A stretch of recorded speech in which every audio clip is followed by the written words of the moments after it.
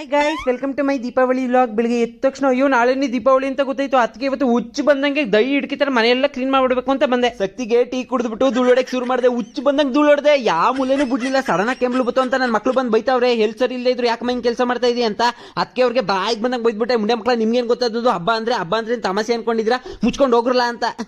ಯಾಕೋ ಒಬ್ಳೆ ಕೆಲಸ ಮಾಡ್ತಾವನಿ ಅಂತ ಅನಿಸ್ತಾಯ್ತು. ಅದಕ್ಕೆ ಒಂದು ಪರ್ಫಾರ್ಮೆನ್ಸ್ ಬಿಟ್ಟೆ. ಈ ಮನೇಲಿ ನನ್ನ ಕೆಲಸಗಳು ಮಾಡ್ಕೊಬಿಟ್ಟವ್ರೆ, ನಿಮ್ಗೆಲ್ಲ ನಾನು ಸತ್ತಾಗ ಬೆಲೆ ಗೊತ್ತಾಯ್ತದೆ ನಂದು ಅಂತ. ಅದಕ್ಕೆ ನನ್ನ ಮಗಳು ಶಾಕ್ ಆಗ್ಬಿಟ್ಟು ನಾನೇ ಪಾತ್ರೆ ಬೆಳಗ್ತೀನಿ ಬಿಡಮ್ಮ ಅನ್ಬಿಟ್ಟು ಬಂದ್ಲು.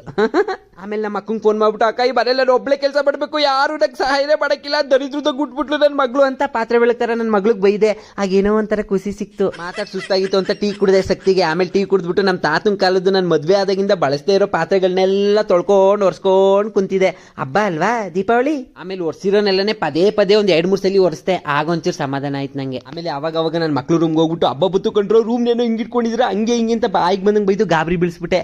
ಇವಾಗ ನನ್ನ ಮಕ್ಕಳು ಹಬ್ಬ ಬತ್ತು ಅಂದ್ರೇನೆ ಎದುರ್ಕೋತವೆ. ಆಮೇಲೆ ಫ್ರಿಜ್ಗೆ ತಣ್ಣಗಿರೋ ನೀರು ಹಾಕ್ಬಿಟ್ಟು ನೀಟಾಗಿ ಕ್ಲೀನ್ ಮಾಡಿದೆ. ತಣ್ಣಗಿರ್ಲಿ ಹೊಸ ಫ್ರಿಜ್ಜು ಅಂತ. ಅದಾದ್ಮೇಲೆ ಶಕ್ತಿಗೆ ಟೀ ಕುಡಿದ್ಬಿಟ್ಟು ಬಟ್ಟೆ ಒಗೆಯಕ್ಕೆ ಬಂದೆ.